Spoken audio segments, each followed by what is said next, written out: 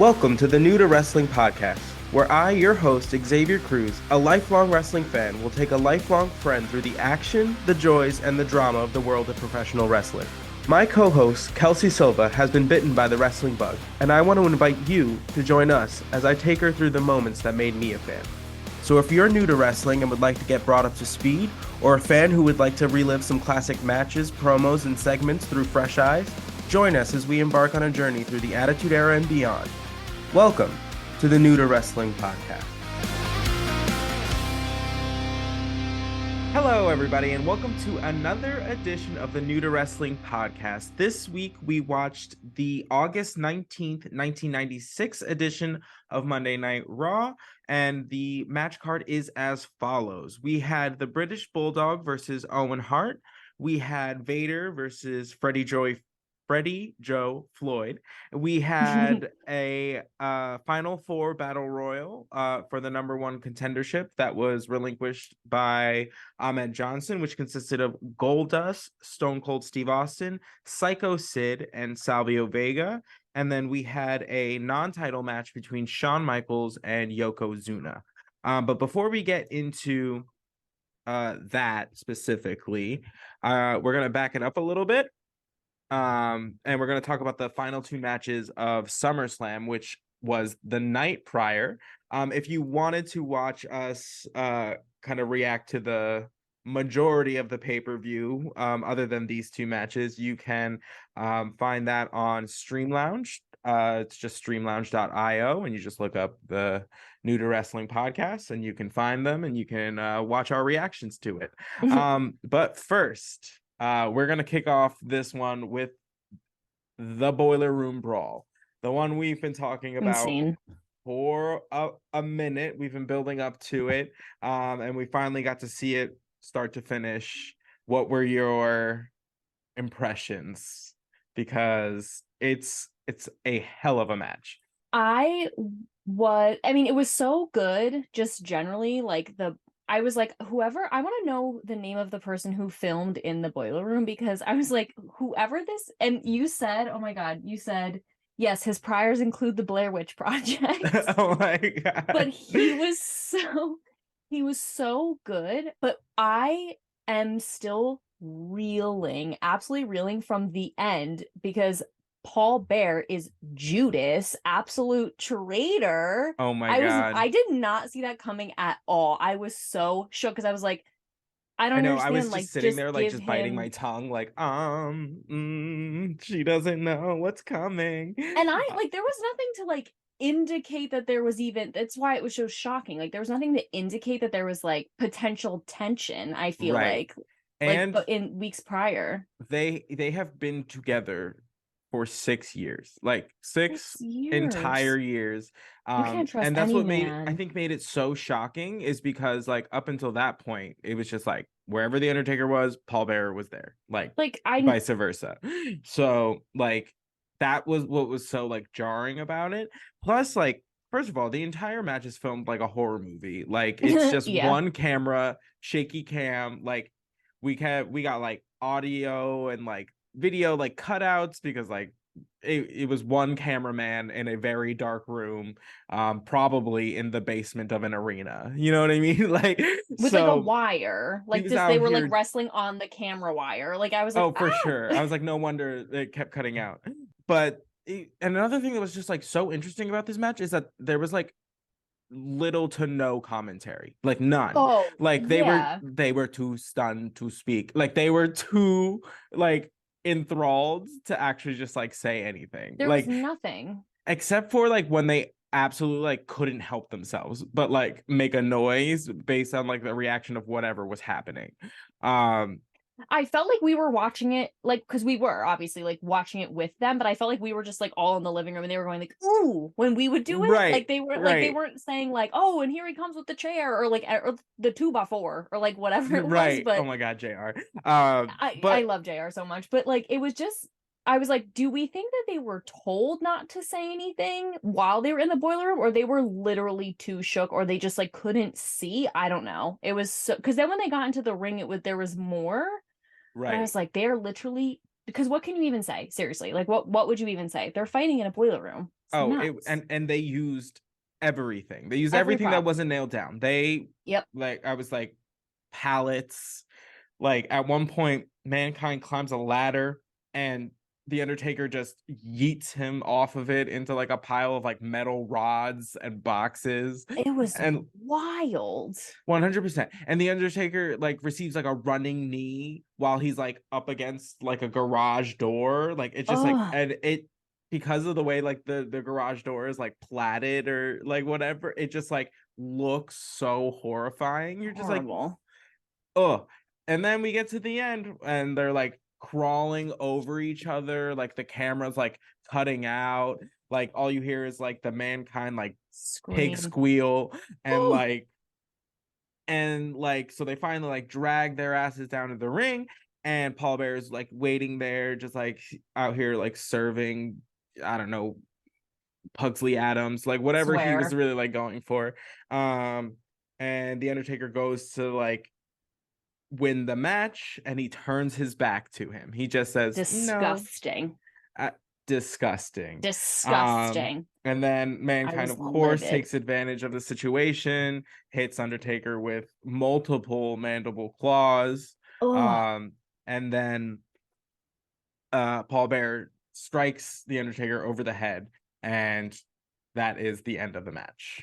vile. Um, and then just to add another layer of weirdness, everything goes black once Mankind and Paul Bear exit, and the druids, I which was you are like, introduced what? to for the first time, the Undertaker druids come out and collect the Undertaker's body and like take him out, carry him out of the ring and just into the ether wherever he exists in some other celestial state. Yep, as like like, Gregorian chants just play right. like Fully. effervescently over the scene. It was like so insane because I was like, wow, like that. I just like I was already so shocked, and then I was But like, what's wait, happening? Who are no, these literally what's people? And you're like, happening? oh, they're the druids, and I was like, oh, the druids, of Obviously, yeah, course. right. Oh, I should have sorry, known. That should have been sorry, my first my instinct. bad. That,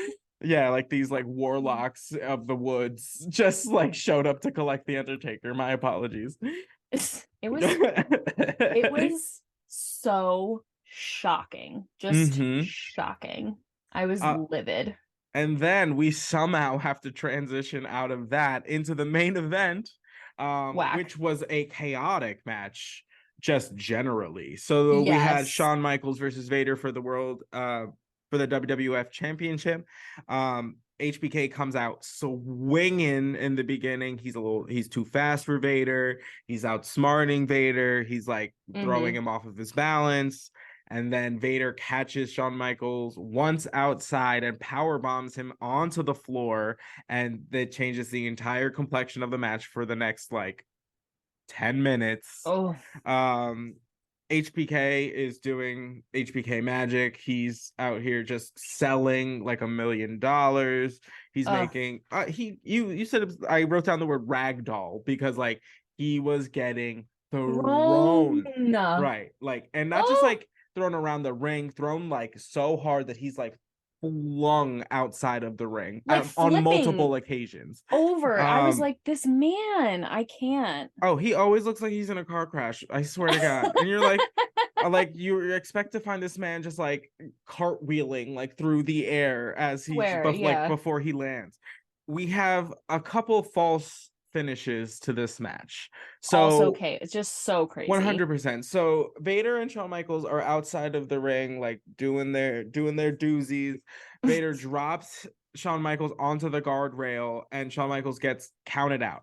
So technically, Vader wins the match, but doesn't win the title because those are to win like titles in the WWFE. You have to win by pinfall or submission. I did not know or that. unless some other stipulations like occur. So the title cannot change hands on like a disqualification or a count out. So Oh, I was confused because I was like, I don't understand. Like, you won. Isn't that why you're here? And then he kept saying, like, we came for the title. And I was like, right. So he couldn't win okay, the that title makes because sense. it was a count out. So Oh, I see. Jim Cornette like starts Being calling Shawn Jim Michaels a Cornette. coward, and he did it on purpose to retain his title, talks him into restarting the match, which we do again. And of course, um Jim Cornette like finds a way to cheat. He yeets his racket into the ring, except Shawn Michaels gets a hold of it first, and as he's about to smack Vader with it, the referee turns around and disqualifies Shawn Michaels. Whack. So once again, Vader wins the match, doesn't win the title. So we get into it one more time. They restarted for some god time. Literally. One more time they like restarted, and I'm like, how many chances does this dude get? Like, this is absurd. And we get to see Vader do the moonsault that was bandied about a couple weeks ago. So insane, because I was like, there's no, and you're like, oh, I think he's too close to the post to do the moonsault, and you're like, oh nope, he's doing it, and I was like, he misses the moonsault, and then Shawn Michaels scurries up to the top rope and delivers a moonsault of his own, thus finally retaining the title. I love the name of that move, by the way, a moonsault. Like, yeah, it's the best because it sounds it's like cool sounding but also intimidating. Like, I just love it. Sorry. Right, 100%. All right, so that is the end of SummerSlam. So the episode of Raw that we watched today is the following day, the next day. Insane, also. Right. So the episode starts with the British Bulldog coming down to the ring, all regal with his very British music. And this is going to be the first match of the Intercontinental tournament. Right. Because Ahmed Johnson is out recovering from kidney surgery, thanks Farouk, and thus had to relinquish the Intercontinental Championship. So we are having a tournament to see who is going to take his place. Of course, this is an interesting one because they both are members of Camp Cornette and both are brothers-in-law. Also weird. Right, 100%. So during this match, we also find out that Shawn Michaels will be defending the championship versus Mankind at the following pay-per-view. And during this match, we find out that The Undertaker is going to be facing Goldust in a final curtains match. Do I know what that means? No, but it sounds like it plays more to Goldust than it does The Undertaker. Right. Because that's a move of his. Goldust? Doesn't he have like a curtain call move or something? Yeah, well, he has like the final, or yeah, the curtain calls is his finisher. Yes. So I am assuming it's going to play to Goldust's strengths. We'll see how that goes. During this match, we have Sunny, who kind of just like appears out of nowhere. Odd. Mostly because she has nothing to do with this match. And then she says she's out here scoping the competition for Farouk. It's just Sunny, just being kind of obnoxious in there. Yeah. And then Jim Cornette, we get a Jim Cornette promo in the middle of all of this chaos. He throws out the line while arguing with Sunny because they get into like a shut up, no you shut up fight, basically, while this match is in progression. He calls her a little slut and like just degrades her like further, and we're all just like, we were just like taken aback. We were just like, because they were like screaming, and then he was like, something, you little slut, and we were like, whoa. Right, 100%. I was like, he said it like whole chest. He said, yeah. And you're like, right. I was like, on Monday Night Television, okay. Right. The first match, okay. Right, 100%. I was like, okay, Cornette, you really out here doing the most. The British Bulldog is out there very distracted by the Cornette Sunny confrontation, and thus forgets about the match and gets counted out, and Owen Hart is declared the winner. Owen Hart will a weird advance one. onto the next round of the tournament, and we'll see who he ends up facing. We only had one tournament match tonight, so as it progresses, we'll see what that unfolds into. The following match was Vader versus Freddie Joe Floyd. This one A was a quickie. squash. This was Yeah. a squash. So again, Freddie Joe Floyd with the Oh boots. They yeah, were well, green this week. I loved them. they I loved them. Um, this was very much a job. Yeah. We're here to make Vader look strong after a loss. So he comes, he squishes Freddie Joe Floyd, and that is that on that. It was quick. 100%. And then what happens next is we get a interview segment.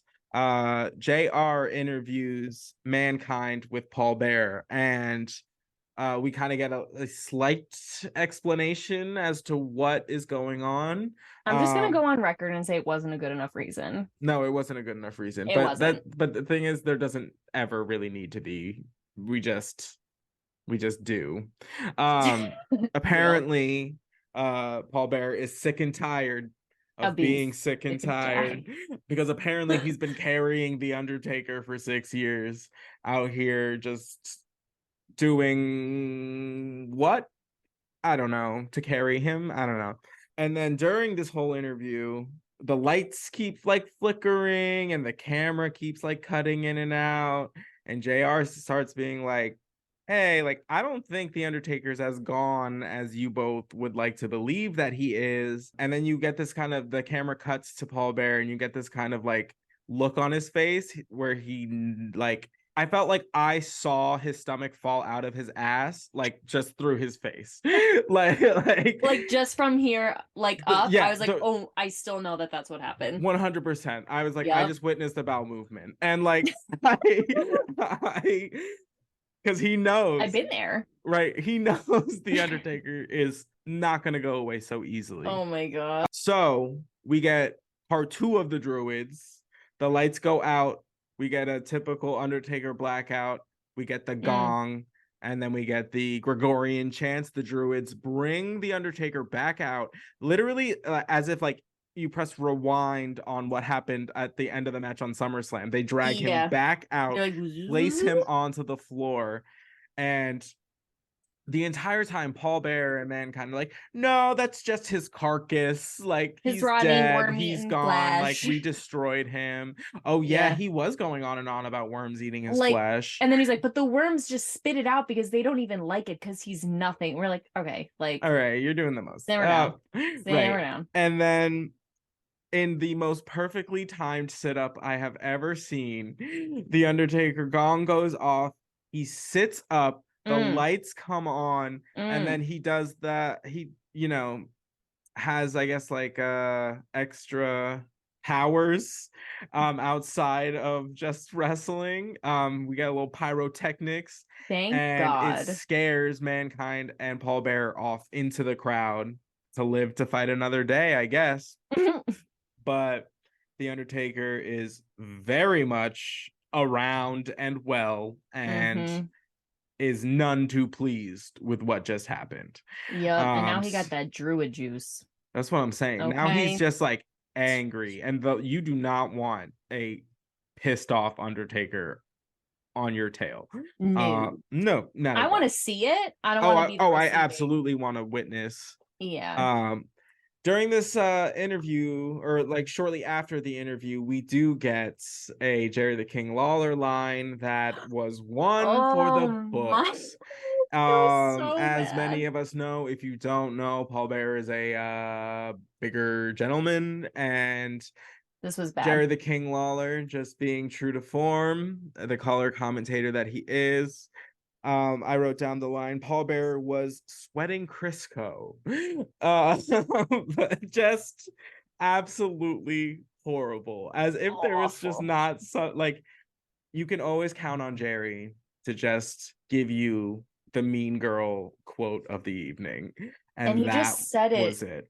He just said it so easy. Like, they were talking, and Paul Bear was sweating Crisco up there, and I was just like, oh. Right. Like it just took me by surprise. It just came out so easily. 100%. Insane. You're just like, okay, all right. Oh God. So there's gonna be more to come on that. I highly doubt the Undertaker and Mankind are done. We'll just have to stay tuned and see how that unfolds. Wow. Wild The stuff. following, oh my God, I know. The final 4 Battle Royal was the next match. And so we had Goldust, Stone Cold, Psycho Sid, and Salvio Vega. They are competing for the #1 contendership that Ahmed Johnson had won in a previous Battle Royal. And they were the last other 4 competitors other than Ahmed Johnson. So we had Psycho Sid eliminated pretty early. Yeah. They all kind of Really teamed quick. up and just kind of overwhelmed him, I guess.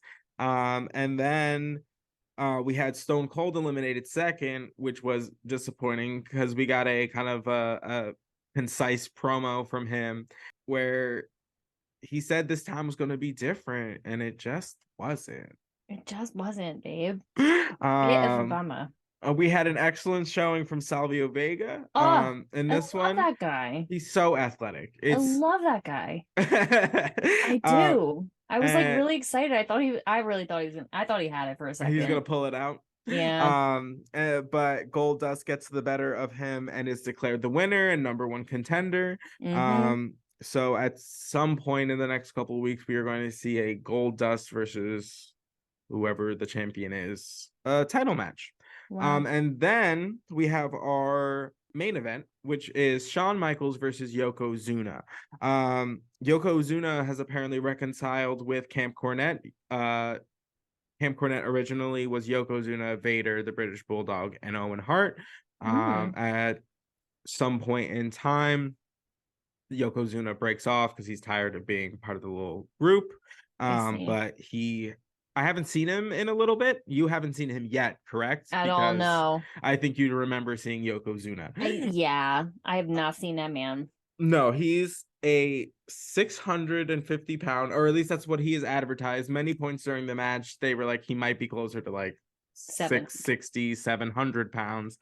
And he's just such an imposing sight to behold. Yeah. And then you see him in the ring, and he's like shockingly light-footed. He's so agile, like, and he was like quick. He had moves. It was crazy to watch. Right, 100%. And that's the thing that's like so surprising about Yokozuna is because you see him and you assume he's going to be like kind of slow or lumbering, and he just simply is not, which is crazy when you have to think about taking on an opponent who is that large and can move. So like, you know what I mean? Imagine like the just force that 700 pounds can accumulate coming at you. Like, yeah, seriously. During this match, it's a short one. It is a brief encounter. We do have another Jerry the King Lawler quote. Did you write it down? I don't know if I did. I'm like almost scared to say it because it's so mean. This was about I'm sorry. What's his name again? Yokozuna. Okay. With an A. Zuna. Yes. Okay, so this was about Yokozuna, and it was, I haven't seen legs like that since the Brontosaurus died out. He has been just in like rare form since he like poured that whiskey down Jake the Snake's gullet. Like he's just been like extra mean. That is so mean. It was like, I was like, whoa. What did he do? There was a lot of moments today where he said something or whatever, and I was just like, whoa. Them's his fighting words, like right, really 100%. Rough stuff. Oh my God. And then Cornette, hot girl walks down the apron, and just it makes a beeline essentially for Jose Lothario, who is accompanying Shawn Michaels as he does, and hits him in the back with a racket. I was like, this man is 60 years old, and you just out here swinging for the fences. Like he hit him hard. He assaulted him. That was assault. 100%. He was just minding his own business, like being his best little grandpa cheerleader. I love that guy.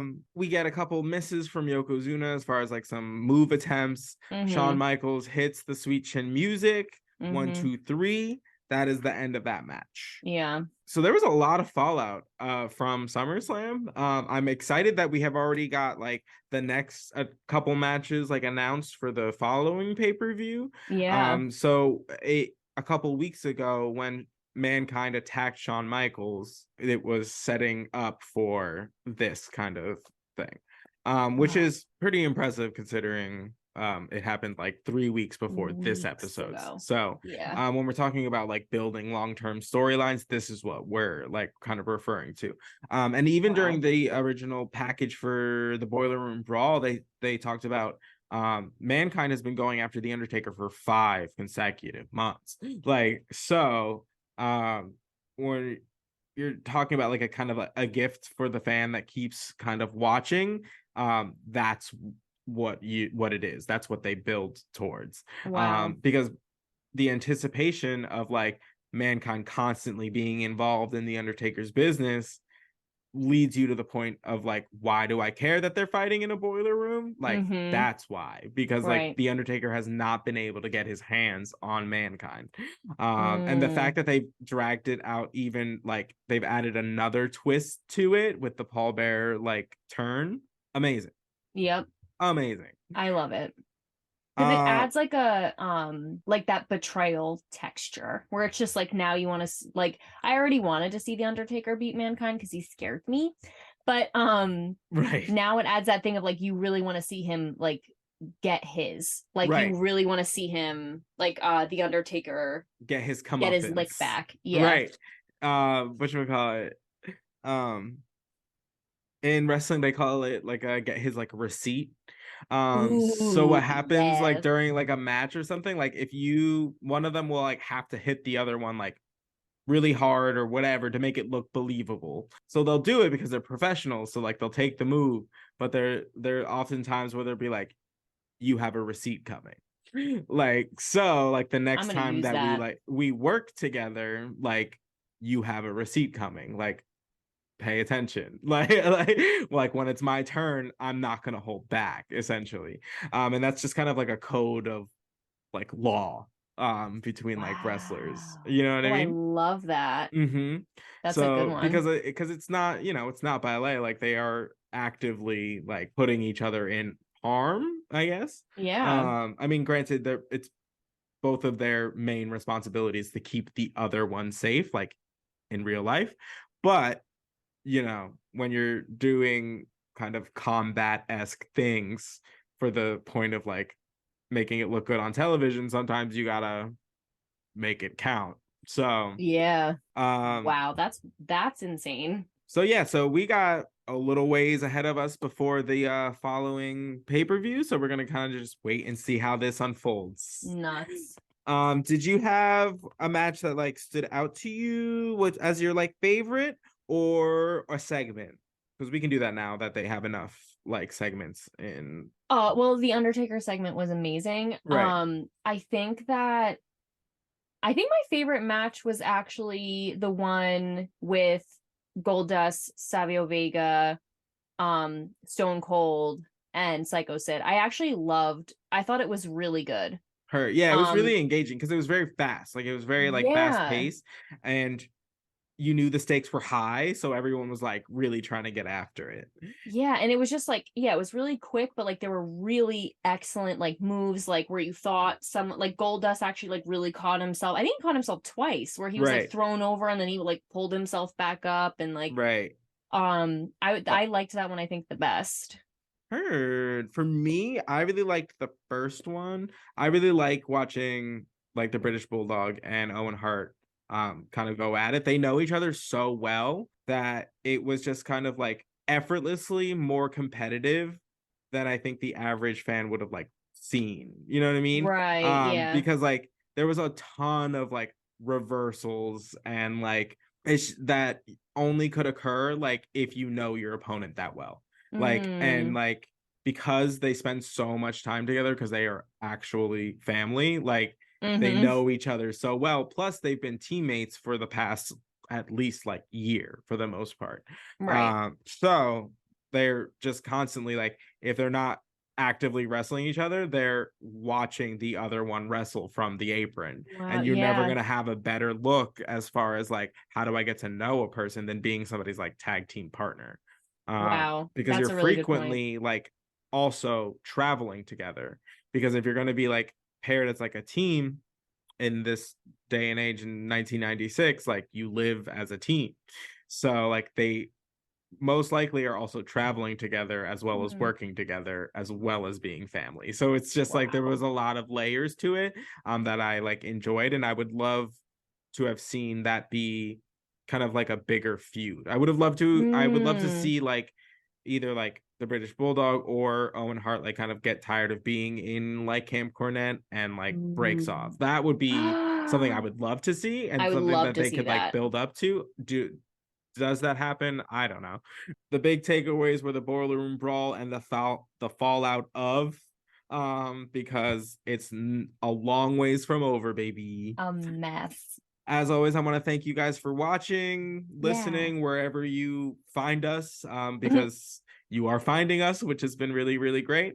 Thank you, Kelsey, for constantly letting me just show you my passion. No, thank you for showing it to me. And thank you for uh letting me mostly talk about their clothing choice. listen, it's all part of the majesty. So Yeah. But I feel like it's now that I like we're getting farther in, now I'm like starting to understand like storylines, and now I'm like, "Oh my God." Like it's right. getting I feel like Oh, the plot is your mouth thickening. did not close the entirety of the Boiler Room Brawl. So No, that was I mean, just a gape. Just wild. Wild stuff. all right, guys. Thank you so much for watching. Yeah, thank We you. will catch you next week. Yay. Bye. Bye.